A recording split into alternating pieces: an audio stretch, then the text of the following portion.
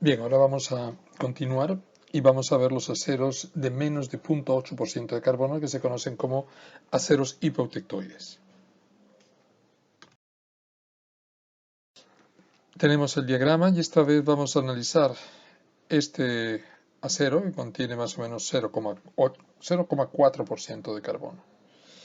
Al igual que en los casos anteriores, vamos a elevar la temperatura y nos vamos a ir hasta una temperatura como T1, que está en la zona de dominio de la austenita.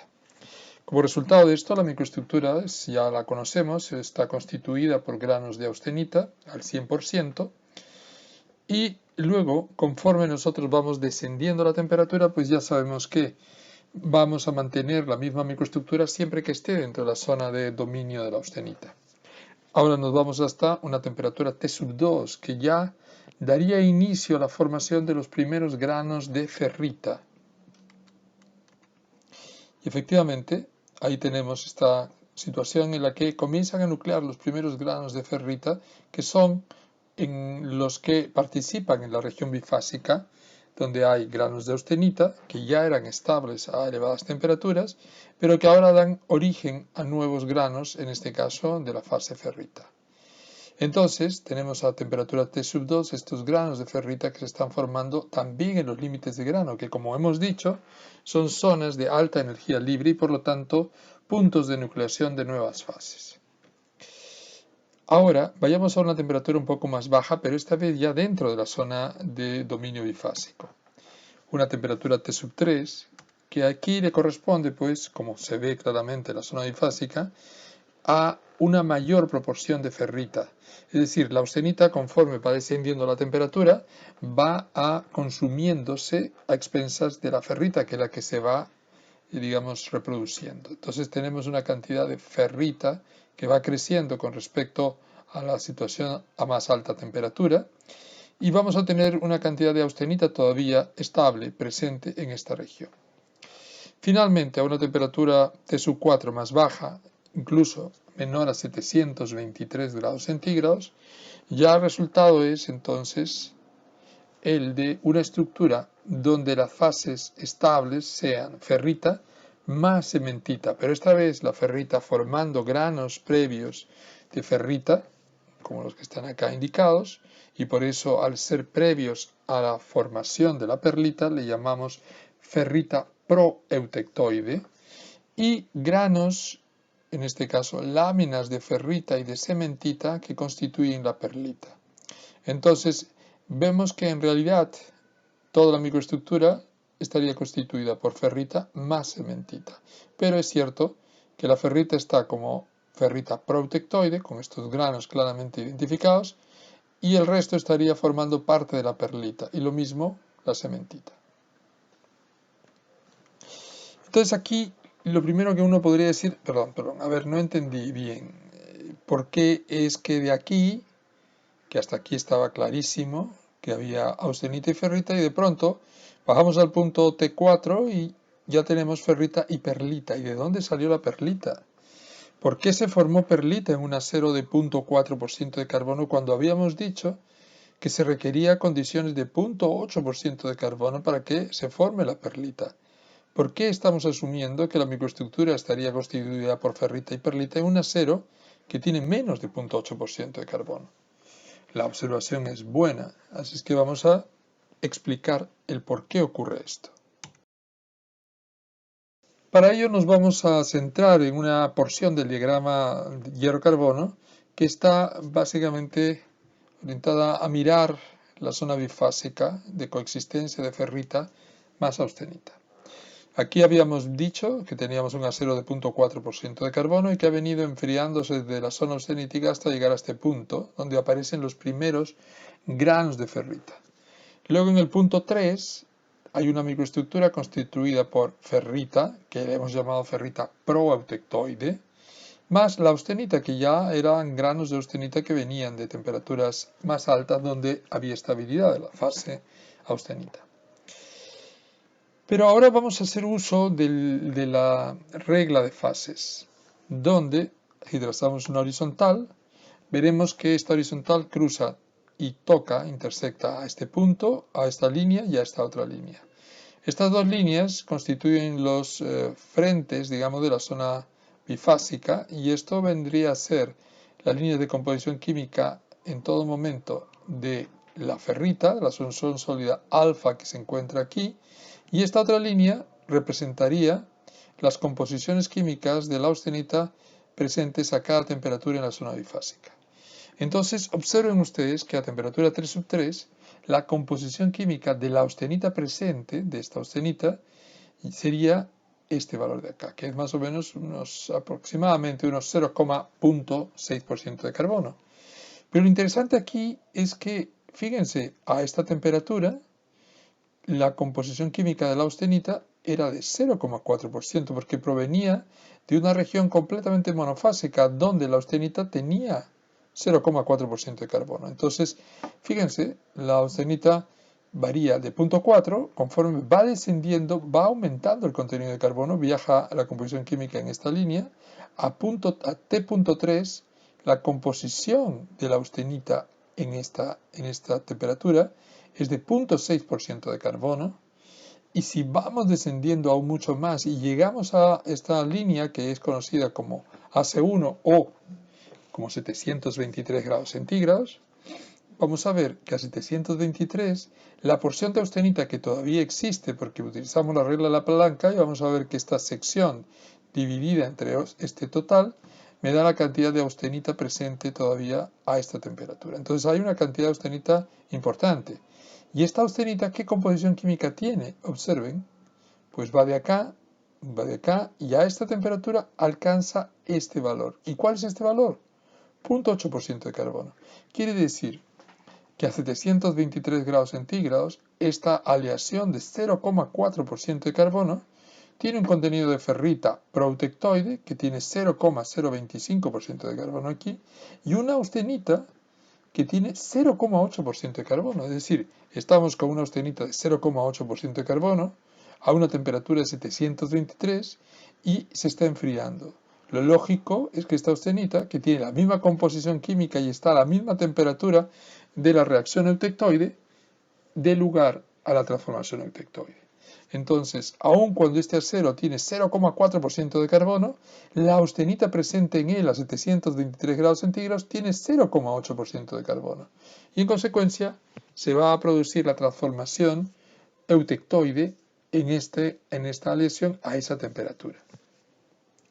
Ahora la pregunta es, ¿y qué pasa si hubiera sido no 0,4, si hubiera sido 0,2% de carbono, si el acero hubiera estado por acá?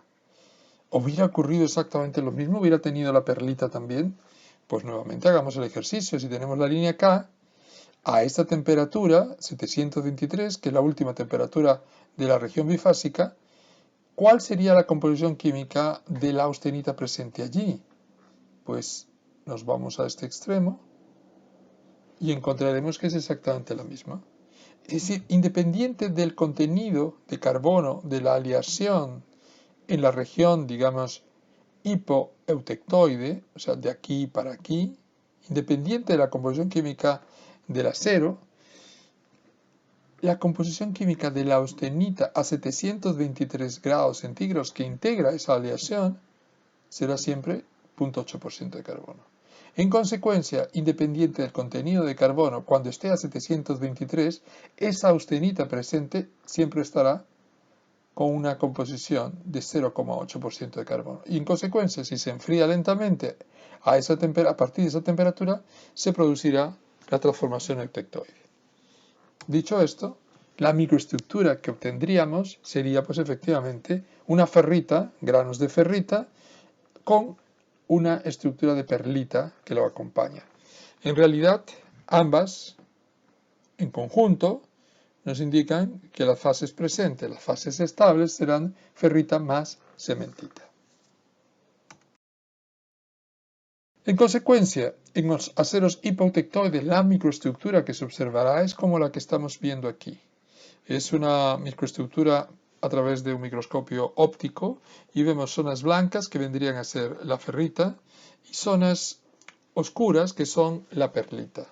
Entonces, dependiendo del contenido de carbono, tendremos una mayor proporción de ferrita o una mayor proporción de perlita. Pero esta es la microestructura típica de un acero hipoeutectoide. obviamente cuando es enfriado en condiciones de equilibrio para que podamos aprovechar las transformaciones que se explican en el diagrama hierro-carbono, que es un diagrama de equilibrio. Vamos a ver cuáles son las aplicaciones de estos aceros hipoautoictoides. La primera aplicación que vemos acá a través de la imagen es la de la fabricación de tanques, por ejemplo, para almacenamiento de petróleo crudo. Entonces, una aplicación de estos aceros hipoautoictoides son los aceros estructurales. Es una clasificación dentro de los hipoautoictoides, pues podemos encontrar los aceros estructurales que nos permiten utilizarlos para fabricar, por ejemplo, estructuras, para en este caso recipientes, tanques, recipientes a presión, estructuras de puentes, de edificaciones. Es decir, hay una amplia gama de aplicaciones para este tipo de aceros que se conocen como aceros estructurales y cuyo contenido de carbono suele ser menor a 0,2% de carbono. Puede haber algunos que tengan un poquito más, pero normalmente están por debajo de 0,2% de carbono. Los aceros para elementos mecánicos también son aceros hipoautoictoides. Estos aceros para elementos mecánicos, como por ejemplo pernos de alta resistencia que nos permiten unir estas zapatas con la rueda de la oruga. Acá tenemos pernos cuyo contenido de carbono estará alrededor de 0,3, incluso 0,5, 0,6% de carbono. Entonces son elementos mecánicos de mayor responsabilidad y por lo tanto deben contener un contenido de carbono un poco mayor. Acá vemos la dureza que adquieren. Esta es una dureza bastante elevada que no se consigue con las condiciones, con la microestructura que hemos visto hace apenas unos minutos. Es decir, esta microestructura constituida por ferrita y perlita. Va a ser muy difícil lograr semejante dureza con esa microestructura. Lo único que, ya veremos luego, se consigue a través de tratamientos térmicos que son, digamos, enfriamientos, son ciclos térmicos que se dan en condiciones fuera de equilibrio. Eso lo vamos a ver luego. Pero ahora lo único que es importante conocer es que hay también un grupo de aceros hipoautoictoides que son empleados para la fabricación de elementos mecánicos. En línea, digamos, tenemos aceros que son diseñados, son fabricados especialmente para formar parte del material base de los piñones, de las estructuras, digamos, de engranajes, piñones, ruedas dentadas. Acá podemos tener aceros que van desde 0,2% de carbono hasta 0,45% de carbono. Estos dos grupos de aceros de bajo contenido de carbono y de medio contenido de carbono pues tienen razones distintas, porque el de 0,2% de carbono me sirve para fabricar piñones, engranajes, que luego van a ser tratados termoquímicamente, es decir, voy a poder generar una capa metalúrgica en la superficie del diente con un contenido de carbono mucho mayor a través de un tratamiento termoquímico conocido como carburización. O vamos a someterlo a un tratamiento termoquímico de carbonituración o de nituración. Entonces son aceros que contienen un menor contenido de carbono porque van a ser sometidos a una difusión de carbono mayor en su superficie para generar mayores valores, mayores propiedades mecánicas, mayores niveles de dureza. En cambio, los aceros de 0,4%, 0,45% de carbono no son ideales para hacer el tratamiento termoquímico de carburización, sino que su composición química, su contenido de carbono es suficiente para hacerles un tratamiento térmico superficial de endurecimiento utilizando el contenido de carbono original. Y luego son tratados térmicamente en el núcleo para asegurar unas buenas propiedades en el núcleo y una buena dureza y resistencia al desgaste en la superficie del diente. De estos hay una variedad de aceros que se emplean. Aquí estamos mostrando algunos. Ya ustedes luego, cuando lean la parte correspondiente a nomenclatura, denominaciones de acero, van a poder interpretar y entender lo que está diciendo estos números que estoy mostrando allí para expresar los distintos o los grados más conocidos para la fabricación de elementos mecánicos.